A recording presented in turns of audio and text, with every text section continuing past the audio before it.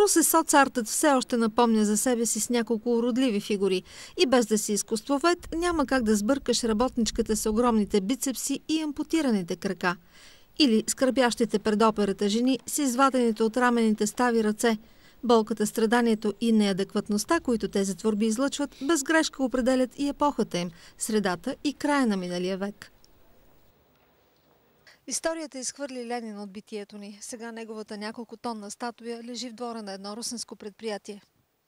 Този Ленин 30 на години наглежда голямо кръстовище. Сега с Георги Димитров са само 20 тона бронз между две оранжерии. Пазача ги охранява не от колекционери, а от любители на цветни метали. Сега, тъй както са легнали, дали някой ще ги пожелая да ги сложи някъде, да красят някой двор, според вас? Едва ли ще ги вземе някой. Защо? Защото първото, което трябва да ги плати, трябва да има човек много пари, за да ги плати, да ги сложи. Пък и не вярвам да има такъв човек, който да ги сложи. Той вече минало времето.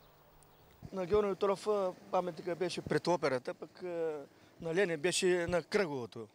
Мислили ли сте някога, че времето ще ги изхвърли ето така като днес? Никога не съм го мислил това нещо. Никога. Вечни ли ви изглеждаха? На мен те ми изглежда, че ще бъдат вечни, обаче, уви. На 7 ноември какви манифестации помните? На 7 ноември също марширувахме, другите празници на 9 септември също марширувахме. Кой поръчваше и кой правеше паметници едно време? Зюхтюкалит никога не е вал вождове, но помни техни автори. Колегата, за когото говорим, аз не смея да споменавам негото име, понеже така ли ще го уважавам. Веднага е приел партийната поръчка, станал партиен член, официален скулптор на общината, ателие, офис, заплата и 30 години безнаказано правил всички възможни тоталитарни комунистически паметници, бюстове, знаци. Ателието на Зюхтю е дворът му в село Штръклево. Тези девойки, спътници на бог Дионисий, са частна поръчка. Художника трябва да ражда, той трябва да бъде творец. Не искам да прозвучи като клише, но наистина е така. Аз в това отношение нямам предпочитане към определени камъни, но твърдя, че искам да работя с камък.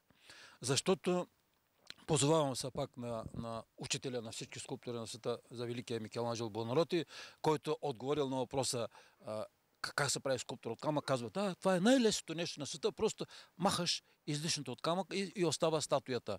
За мен дефиницията, думата скалптър на английски, това е да правиш скулптура от твърд материал, независимо дали е дърво или камък. Другото, когато го правиш от бронз, моделираш го. Това е моделиране. Моделираш го от глина, след това го даваш на лияр и така нататък. Това е друга опера. Това е моделиране. Да извадиш скритата в камъка красота, така Зюхтю разбира този занаят. Още се чуди как Микеланджело е правил всичко само с ръка, без съдглушлаев. Обиколил цяла Флоренция да види творбите му. При статуята на Давид отишъл като на поклонение. Първо държах да отида да видя Давид, естествено. Тя се намира в двора на художествената академия в Флоренция. Отидох там, нямаше голяма опашка, имаше студенти. Влязох и в мига в една дълга зала, продълговата, в дъното под купола и от купола, от дупката на купола имаше много обилна светлина. Видях Давид. И отстрани бяха разположени неговите роби. Когато я доближих, добре, че хората много пресметливо така бяха сложили нипейки, понеже цял живот като студент, като ученик съм мечтал да се докосна да видя Давид. И краката ми се подкосиха, изпитах така една слабост, една омая, просълзих се наистина и седнах така леко на пейката. Колко време го гледах? После се приближих, огледах я, няколко пъти я заобиколих, вторачих се във всеки мускул, във всеки детайл, в главата, в гъстите коси, в очите, в ноздрите, в пръстите. Кой решава дали едно изкуство ще оцелее във времето или историята ще го изхвърли някъде на бунището? Как става това? Ако това произведение изкуство е направено с страст, с любов, с вълнение, с целия усет за нещата, от автора, ако той го влага в самото произведение, естествено този пълнеж, това съдържание може да бъде епидермално, може да бъде дълбоко закодирано вътре в недрата на произведението, тогава това вълнение, ако го има от автора, той се предава на зрителя. Тогава нещата са вечни, универсални и са безсмъртни. В противен случай, когато го правиш само за пари, отношението е изключително епидермално, външно наподобително. Това е имитация. то не вълнува. То винаги умира с режима, с властта и с автора. И отива в небитието.